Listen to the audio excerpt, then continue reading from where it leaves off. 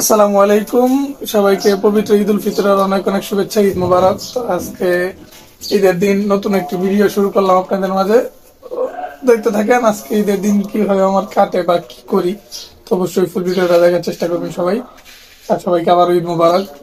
আশা করি যে যেখানে আছেন সবাই ভালোই আছেন, সবার সাথে আত্মীয় স্বজনের সাথে বা যে যেখান থেকেই থাকেন। তো আজকে ঈদের দিন সবাই ভালো থাকার চেষ্টা করবেন। ঈদের দিন তো খুশির দিন, তো সবাই খুশিতে ঈদ কাটানোর চেষ্টা করবেন। তো আমরাও দেখি কিভাবে কি করি আর কেমনে চলে ঈদের দিনটা, কিভাবে কাটে। তো সকালে আর কি উঠছি, উঠে গোসল করে নিচি, গোসল করে রেডি হয়ে গেছি, নামাজ পড়তে যাব। সেই জন্য ভাবলাম আপনাদের সাথে কথাটা বলেই নিয়ে আর শুরু করে দেই।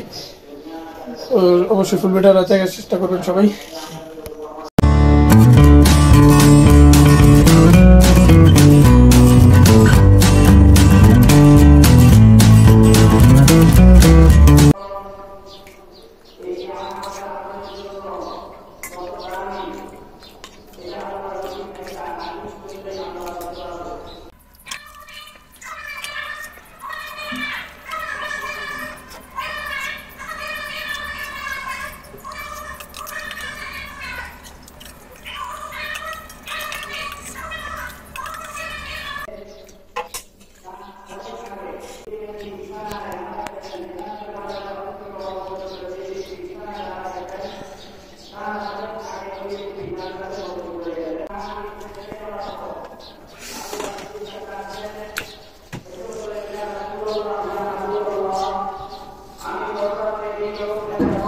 বের হয়ে দেখতেছেন এখন রাস্তা দিয়ে যাইতেছি আমি।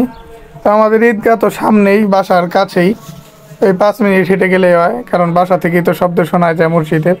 তো এটা যাইতেছি একটু আগে আগেই যাইতেছি, কারণ পরে জায়গা পাওয়া যায় না, অনেক পিছিয়ে বসতে হয়। সেই জন্য সকাল সকালে 7:30টার দিকে আর কি নামাজ, সকাল 7:30টা। দেখতেছেন রাস্তায় তেমন একজন কেউ নাই, কারণ অনেকটা আগেই চলে যাইতেছি। 7:30টার দিকে নামাজ, 6:30 এখন বাজে, প্রায় 1 ঘন্টা আগে যাইতেছি। কারণ ঈদগাহে আগে আগে যাওয়াই ভালো, পরে গেলে আবার জায়গাও পাওয়া যায় না, অনেক পিছিয়ে বসতে হয়। তো একটু আগে গেলে তো সামনের দিকে বসতে পারবো।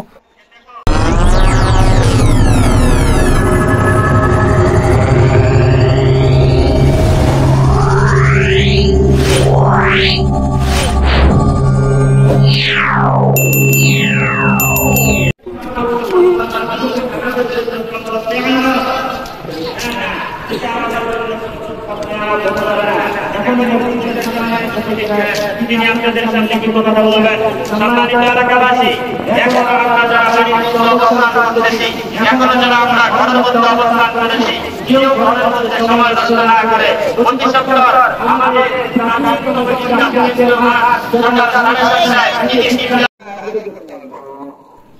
এই সামনের দিকেই বসছি। তেমন ওই দেখেন বিট্টু যে প্রথম দেখলেন সামনের দিকটা একটু ফাঁকা, তো ওইদিকে বসছি আমি। বসার সাথে সাথে কিছুক্ষণ পরে আরো দেখেন পিছন পর্যন্ত মানুষ হয়ে গেছে, অনেক দূর পর্যন্তই অনেক মানুষ এসে পড়ছে তাড়াতাড়ি, আরো আস্তে আস্তে অনেকেই।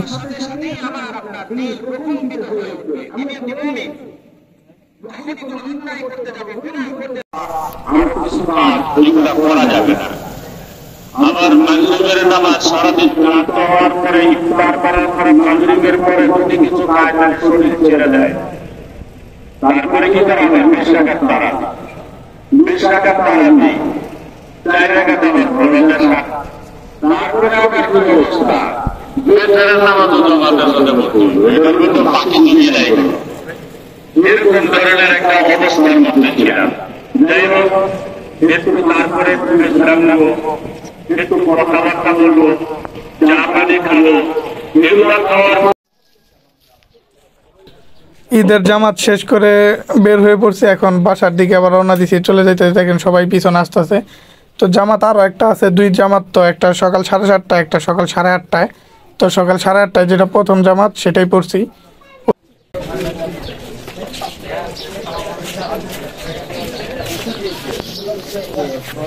A few moments later. ঘরে আসছি, নামাজ পড়ে আসার পরে একটু শুয়েছিলাম। তো শুয়ে থেকে আম্মা এদিকে আবার মশলা সব বেটে তকে রান্না করতেছে দুপুরে খাওয়ার জন্য। সকালে তো একটু সামাই খেয়ে গেছি দেখছেন, পরে আসার পর আর একটু খাইছি। তো এখানে লাল মুরগি আনছিলাম, আপনার ওই যে কক মুরগিগুলো বড়, তো সেগুলো একটা আনছিলাম লাল। 2 কেজির মতো হয়েছিল, একটু কম, 200 গ্রাম কম ছিল, তো ওইটাই সেটারই অর্ধেক রান্না করতেছে। এখানে দেখেন, এই দেখেন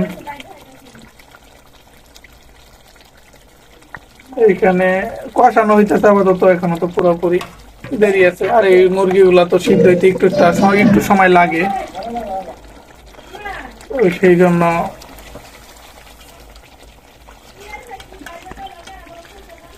আর আলু দিছে একটা, আলু এমনি কম খাওয়াই ভালো। গরু গোস্তের অনেক দাম, আর আমরা নিয়ে পোষাইতে পারি না, কারণ আর দেওয়ার তেল এসব দেওয়া যায়, সেই জন্য মুরগি আনা হয়েছে।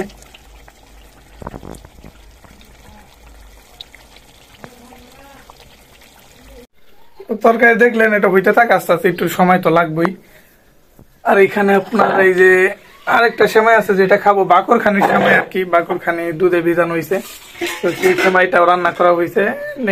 এটা গত রাতে রান্না করছে, রান্না করে ফ্রিজে রেখে দিয়েছে, এটা এখন খাবো। একটু দেখেন, এই হলো দেখেন বাকরখানির সেমাই। এখানে 6টা আর কি, 6টা বাকরখানি ভিজাইছে। হাফ কেজি আনছিলাম 100 টাকা দিয়ে, ধরছে ভালোই কয়েকটা, আরো মনে হয় 8টার মতো আছে, 7-8টার মতো।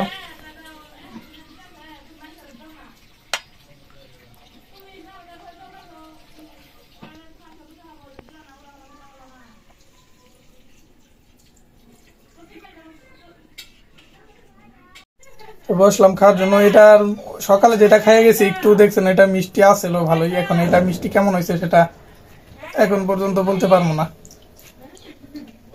দেখি আগে।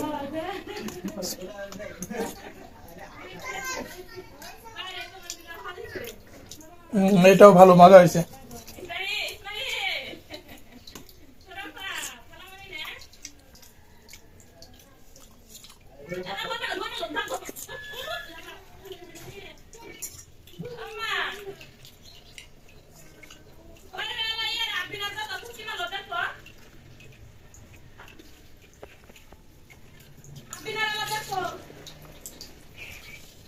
এই বাকরখানির সেমাইটা আমার অনেক পছন্দ, ভালো লাগে, সেই জন্য আর কি মূলত আনা।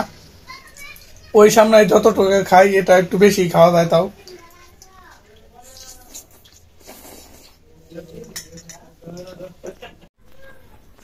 মাঝখানে তো বাকরখানির সেমাই খাইলাম দেখলেন, তো তার মাঝখানে আস্তে আস্তে তরকারি হয়ে গেছে, তো হওয়ার পরে নামিয়ে রাখছে।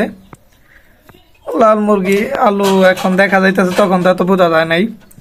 আর ঝুলও, কারণ তরকারি একটু ঝুল না থাকলে আর খাওয়ার কি থাকে।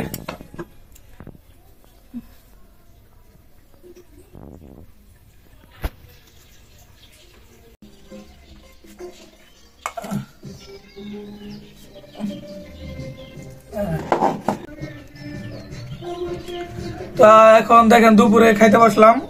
সারাদিন তো এমনি ঘরে বসে দিন যাইতেছে, ঈদের দিন, কারণ কোথাও তো এমনি যাই নেই বেড়াইতে, আর কই যাম ঘুরতে।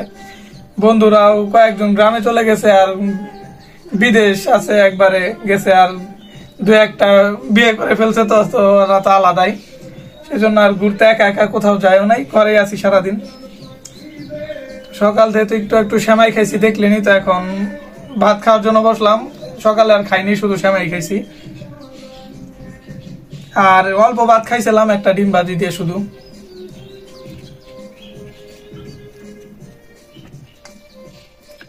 তো মুরগিটা খাই এমনি, মুরগিটা তো একটু ব্রয়লারের থেকে এটা তো একটু তাও মজা লাগে কোনো রকম।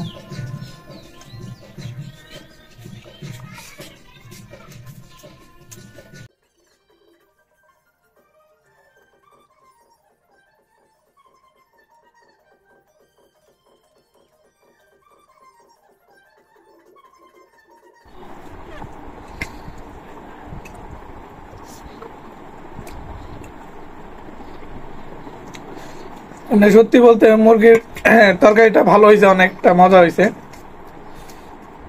সাথে ডালও রান্না করছে হালকা, শুধু তরকারি দিয়ে তো আর খাওয়া যায় না এক তরকারি, তাই বলছিলাম ডাল রান্না করতে, তো ডাল রান্না করছে, পাতলা ডাল।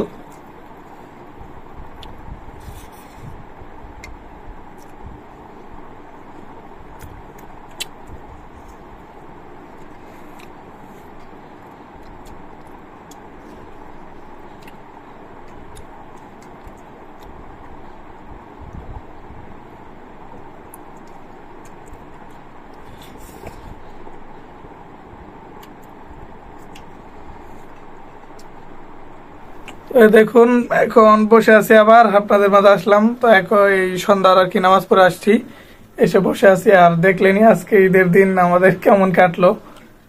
তো খাওয়া দাওয়া আলহামদুলিল্লাহ আল্লাহ যা রিজিক রাখছে ভালোই খাইছি, কিন্তু ঘোরাফেরা তেমন হয়নি, শুধু বাসায় দেখলেন সারাদিন শুধু নামাজ পড়া। তো সকালে ঈদগায় গেছি নামাজ পড়তে, ঈদের নামাজ পড়ে এসে তারপরে বাসায় আবার শুধু নামাজ পড়ার জন্য বাইরে বের হয়েছি। তাছাড়া ঘরেই বলছি আপনাদের ঘোরার তেমন নাই, কারণ ফ্রেন্ড একজন ছিল তারা গ্রামে গেছে, আবার একজন হইলো আপনার বিদেশ থাকে, বিদেশ গেছে মালয়েশিয়া, আর একজন আছে আপনার এদিকে বিয়ে করছে আরো কয়েকজন। তো ওরা আবার ওদের মতো আছে, সেই জন্য এবার তেমন কেউ নাই, তাই কোথাও ঘুরতেও যায়নি, সারাদিন ঘরেই। তো ঘরে থেকে ঈদ কাটলো। তো আপনাদেরকে কে কোথায় ঘুরতে গেছেন বা কেমন ঈদ কাটলো তো অবশ্যই কমেন্টে জানিয়েন। আর সবাইকে আবারও পবিত্র ঈদ উল ফিতরের অনেক অনেক শুভেচ্ছা। সবাই ভালো থাকবেন, সুস্থ থাকবেন। ঈদ মোবারক।